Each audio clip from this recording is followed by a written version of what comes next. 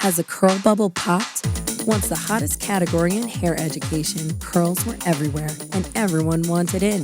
But what happens when the bookings slow down and the hype fades? In this episode, we unpack what's really happening with curl education right now. Is it oversaturation? Is the movement still alive?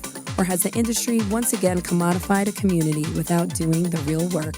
We talk performative allyship, corporate hijacking, and what independent curl educators are seeing behind the scenes. Dirty. On this episode, we have Dominique Livar, Kia Artistically Neal, Mihaela Penson, and Aaron Scott Lacey. This next episode is entitled, Has the Curl Bubble Popped? And I have questions, I have thoughts, and I have working theories. I don't know if they're true, if I'm hallucinating, but I think I have a pretty solid idea of what's going on. Oh, really? Like what? Well, it's multifaceted and nuanced, like most things in this life. But I've noticed since 2020 specifically, there was a real boom in curl education. And now we're here in 2025, and I've seen it stall for different reasons. And I have some assumptions and thoughts around saturation. I need to know what's really going on. So we brought in Dominique Livar, indie educator, to give us the real scoop in studio. And then on our magic phone, we had to call in some other experts, Mihaela Penson, Kia Artistically Neal, and Aaron Scott Lacey. When my first cell phone, Verizon actually called me. It was, a telemarketer, I guess, called and, do you want a cell phone? And me, being just out of high school, sure.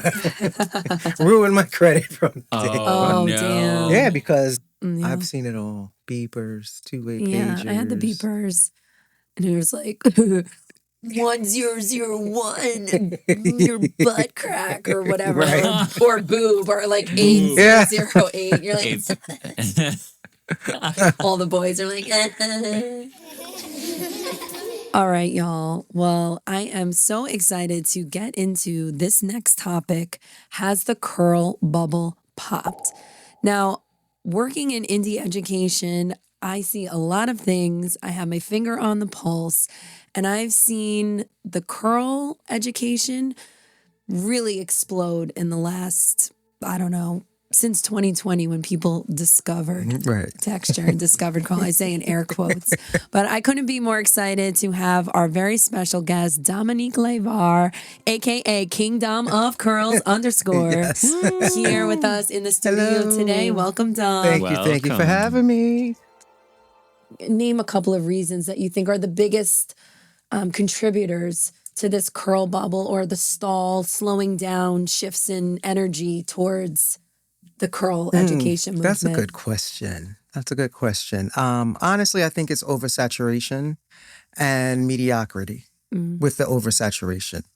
I think individuals will take a curly class or a textured class and do really well with it, and then now they call themselves an educator. Or specialist. Right, or a specialist. And, it takes more than that to be an educator, even in one subject. I've been an educator, 26 years out of my 30. So I'm still constantly reading, cracking open the beauty school textbook, so I think that's what it is. A lot of people are going to classes and being underwhelmed, undereducated, and wasting money. So they're really nervous about investing money now, and I definitely think it's due to oversaturation. Dom mentioned saturation. I had the opportunity to make a phone call with Mihaela Penson. She is the founder of Curls Unlocked, a precision-based cutting system for curls, also an LBG artist. And she weighed in on the very same topic and talked about saturation, but in a positive way about how curls are becoming more normalized and mainstream. And I'd love to play that clip. Has the curl bubble popped? I think that part of it is positive because part of the goal with curl education was normalizing this need. So that's half of what we're seeing. It's been a little bit more normalized. So I think the rush has died down, but it remains constant in the background, especially for those who are really curious to dive deeper into texture. So there's that. If I'm being straightforward, which is the only way I know how to be, I think that the other half of it is that somewhere along the lines, for those that weren't really invested, curly hair care and deeper knowledge was tied to DEI and was tied to the big boom of 2020 wrongly. I mean, partially there was a part of the mission there that was about diversity and inclusion, of course, but this wasn't a wave. This was a complete cultural shift within our industry that truly needed to be maintained. This is not corporate America in that way. So that's what I'm seeing. I will say that with my students, I still see that same drive, but just like anything, those who weren't fully in it from the get-go have trailed off. And I won't even put it as a fault to them, but for some people, especially in this economic place where we're at, I can see how some folks don't want to put their time and money to invest in a portion of their service their craft that they feel like they're not actually servicing that community. So part of it I can understand, but I don't know, it's just so much deeper than that. This is something that we all should know, period. It's part of what we do. We can't be masters if you don't know how to do textured hair. I mean, I can't see how they can do that in good conscience, but that's where I'm at with it. Wow, Mihaela made so many great points. And the part that really stood out to me, however, was this concept of DEI being attached to this curl bubble movement popping. And so it is interesting because just recently we spoke with Kia Artistically Neil, and she is the perfect person to be weighing in on this topic. I am so excited to speak to our next guest, the one and only Kia Artistically Neil. She is the founder of the Color Culture and the Texture versus Race movement. And what better person to weigh in on this episode has the curl bubble popped? Welcome, Kia. Hey, how are you? We are wonderful. We are so excited to talk with you today. I have thoughts, I have working theories, and I know you are the perfect person to go there with me today. Well, we'll see about that, Erin. First of all, thanks for having me. And this is a really good conversation, so I'm excited. All right, let's get into it.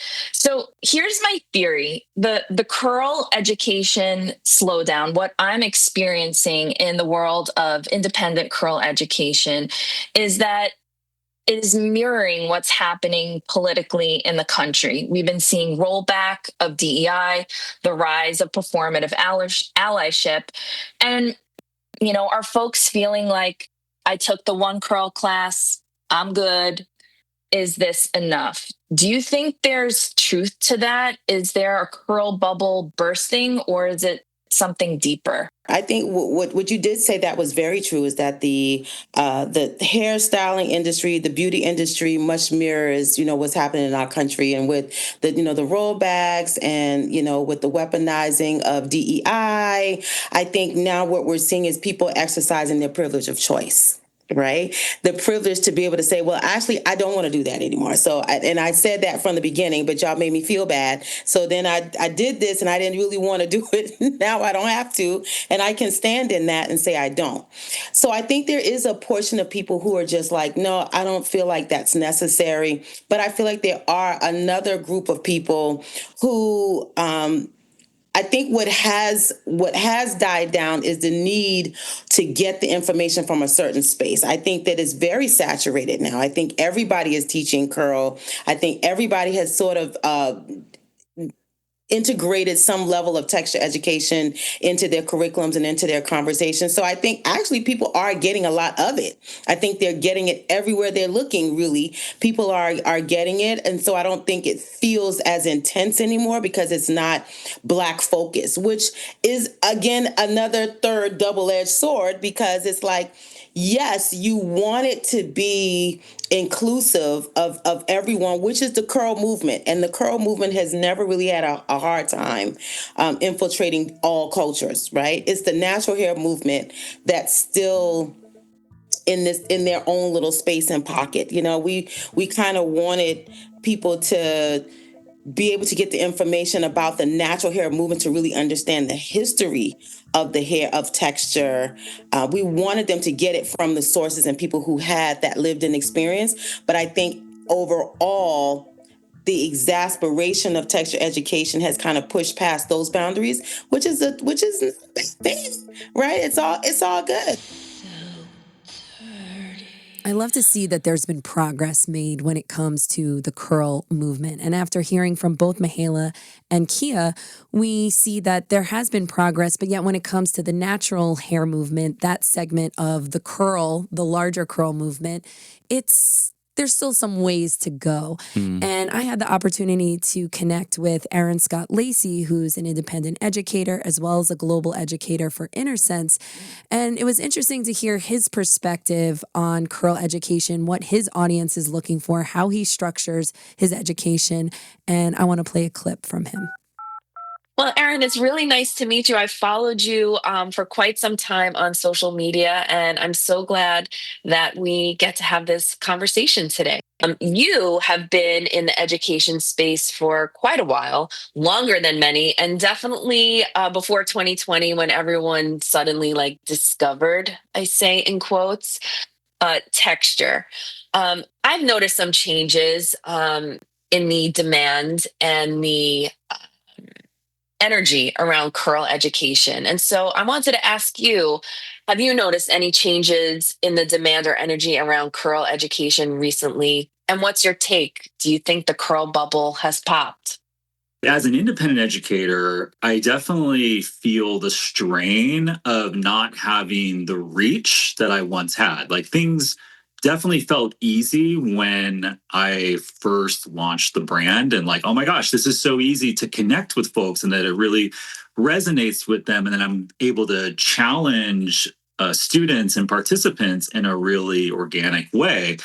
But after several years of having my own brand and just being wholly independent, it being all up to me to garner the interest from folks, I was finding this tapered off effect of oh my gosh, why aren't people signing up? Why are people finding all these other avenues to spend their money? But that when it comes to education, there's suddenly a tightened grip of oh, I don't know, maybe next year. I kind of have to remind myself sometimes that the internet is such smoke and mirrors that as long as I remain consistent in my approach and my message, that the right people will find what it is that I have to share. When it comes to maybe subject matter within the natural hair space, I try to really include the work that goes into understanding how to exist in the space and how to act accordingly so that you have a baseline level of competence to not continually be throwing out microaggressions or making those unknown mistakes of what it looks like. For me, I'm a white straight male that exists in a multicultural space. So I have to have such a heightened, hyper sense of awareness of what I say and the responsibility that I have as the educator to influence a group of folks to say, hey, you should consider all of these factors. It's not just understanding a particular hair pattern or how to accommodate to that. It's how do we actually use our words in a positive, uplifting, inclusive manner? So I can show you technique all day long, but I'm much more grounded in understanding how to talk to people who are different from you at this point. And so much of that happens organically when we just speak to clients where we separate the paywall. When we're not phoning it in and kind of bullshitting, oh yeah, I know how to work with your hair. No, let's say maybe I don't know how to work with your hair, and let's have a conversation about what all of your experiences have looked like up until this very moment. Mm-hmm. Yeah. And that's hard. That's really, really hard. Part of me wants to say yes, and part of me really just recognizes habit and consistency of students taking a class. So let's just say, for instance, you're a brand new cosmetologist. You just got out of school. Are you more intrigued to take a class from an independent artist who isn't necessarily affiliated with the brand that you heard about and is going to really push you to make you work hard and tackle all of these subjects? Or would you rather learn from the popular brand who's going to show you how to do the exciting animal named haircut that all the internet is talking about? I mean, I know what's the easier path and I know what is more enticing. And you have to consider that people want to be inspired. Like, this is entertainment and this is performance. And so if I'm asking you to spend $2,000 on 2 days, but then I'm going to like drill you and make it really hard and make you sweat, or I could do a lot of fluff, show you a brand new product. This is how you create this look. And then you take that information and you project that onto 99 out of 100 clients that sit in your chair. And this is the sort of the balancing act that I do of when you're getting Aaron Scott Lacey, the Inner Sense version, versus when you're getting Aaron Scott Lacey, the A Simple Lesson version, because there's commonality among both of them. And I always aim to really push an authentic version of myself out. But if you're getting the independent version, we're just going to like rip the Band-Aid off and let's just go for it. Versus it's having a little bedside manner of how to kind of play the game and how to make it more accessible and how to not like stress people out. So I definitely think there's truth in the habit of understanding why people don't sign up for something that is going to be grueling and going to be hard. I'd rather just be inspired, like make it fun and light and show me the exciting haircut that I will now feel inspired and confident in how to do. This episode is sponsored by Free Your Hair. Free Your Hairbrush is owned and created by Roxie Jane Hunt. She started the brand over a decade ago after 15 years behind the chair working with curly-haired people. She saw a real need for education and tools for scalp health and hair care that was simple, sustainable, pleasurable, and effective. Roxie Jane created Free Your Hairbrush as a foundational tool for hairstylists and clients alike to use in their professional, personal, and community care practices. Visit www.freeyourhairbrush.com and enter code DIRTYHAIR for 15% off your order. Follow at Free Your Hairbrush and at Roxie Jane Hunt on Instagram for all things Free Your Hair. Let's get back to Dom.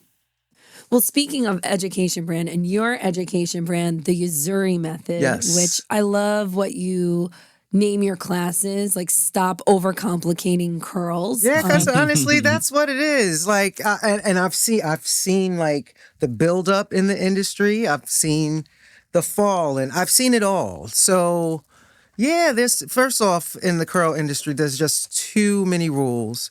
There's just it's too much. Mm-hmm. It's way too much. There's too much information out there for people to get confused.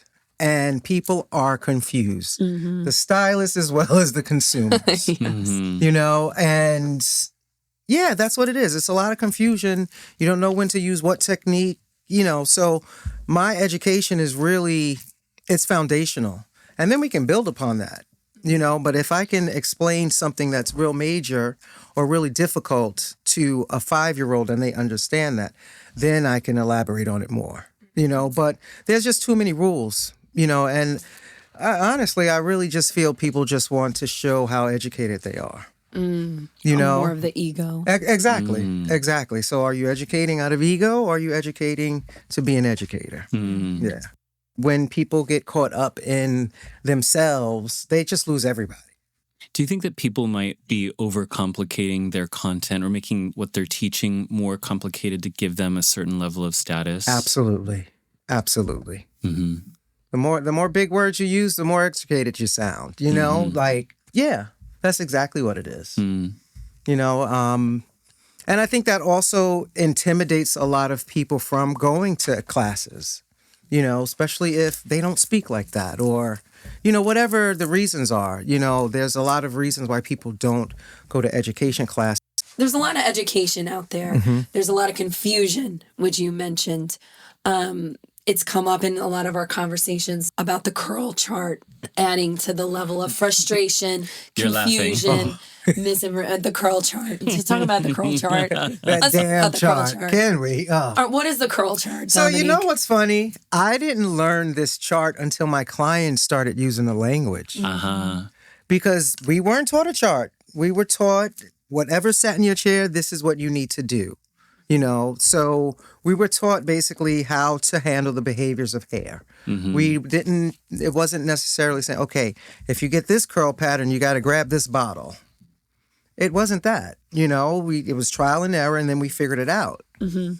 Because back when I started, education back then wasn't so niched. Like, there's subcultures in this industry. So you have the curls, then you have the natural hair, and then you have the balayage specialists. So it wasn't that much back then. So we just learned everything that we could learn. Just to make us, a more well-rounded stylist. So it really. What was the question? The curl chart. Yes, comes up that a curl lot. chart, absolutely. So we had to figure the curl chart out without a curl chart. We didn't have this thing to fall back on, or to guide us into being a stylist and an artist, because that's basically what it's doing. It's guiding you to buy this product in this bottle for this curl type. That's what it was intended for. It started, I believe, Oprah's hairstyle. Oprah's hairstylist. Putting people in boxes. And the thing is, as much as we don't want to be in a box, people want to be in a box. They want to be labeled. I want to hear from each of them about where they see curl education going, and from their point of view as an educator, what they're going to be looking for and how they're going to maneuver while this curl bubble might be slowing down, letting out some air, and keeping on track. There's a new segregation upon us, whether we like it or not. And it doesn't have anything to do as much with just black and white. It's the do's and the don'ts. It's the us and the them. It's the who's for this and who's not. And to be honest, I've learned over these past, maybe just this year, maybe since the selection, I have decided that I'm going to hold space for those that don't. It's just the space is very far away from me. I'm not arguing with anybody about who's doing the work. You already know what the work looks like. You already know if you want to do the work. So if you're not doing it and you're not in it, I'm fine with that. Tell me. I actually like that people are showing themselves more now, right? And I think we got to allow people to be where they are. At this point, what I want to see with curl education, the top thing that comes to mind, and this is very me coded, but better discernment. People need to really consider the folks that they're getting educated from, why they're getting educated from them, and what they plan to do with that information. I think that that's always been my perspective when I am seeking out education. Sometimes I attend razor cutting classes. I'm not a razor cutter, but I attend classes from folks who I really appreciate their perspective with cutting. I want to see how their brain works. I want to see how they style. So I think as students, continue learning, but be very mindful of the education that you're seeking out. It doesn't always need to be the most popular person. Really make sure that it's something that you can actually apply in your services. And as an educator, at this point, I am continuing to service the students who are ready to dive deeper and have remained consistent on that level. But I'm also taking my time, and obviously that with how we've moved throughout this year. I'm all about right now, quality over quantity. My honest answer, I have no issue with anyone stepping into the space and saying, hey, I'm going to teach you how to operate with curls. In turn, what I do with that is I see who the competition is. I see who's been positioned, who's gone viral, who has really made it. And I look at them and I say, I'm just going to do better because I have it within me to really survey everything. And it's not from a overly egotistical point of view, but I'd be lying if I said I don't have an ego. Anyone who puts themselves in a public position to be critiqued, to be criticized, to really be gawked over, you have to have a certain level of crazy within you to say, you know what? Everything that's out there, it doesn't even come close to what I want to share and what I feel capable of striving for. What ends up happening is that, like you said, there's all these factors: confusion, oversaturation, and it's leaving people not wanting to make the investment. But yet there's a whole community of people who are not being serviced because no one knows how to work with different textures of curls. So it's this kind of cycle that continues. I think also we just need to go where the need is. I think that's where I'm heading now. Like going, where do you want me to go? Not just setting a class because that's the hot place to go. Like where am I needed? And that's really who I want to teach to. Yeah. I love artists. I can't help it. And being surrounded by such incredible talent and humans, I love what Dom said about he's going to go where the people are. He's going to find his audience despite influencers, despite numbers, like blocking out all that noise. Well, Christian, has the curl bubble popped? Give me your thoughts. It's hard to say definitively if it is popped because there are so many different factors at play. The big ones for me were this concept of an oversaturated market. Perhaps there's so much available that people are going into so many different areas to get this information. The other thing that stood out to me about all of the conversations that we've had with our guests was the concept of the natural hair movement and this DEI concept of,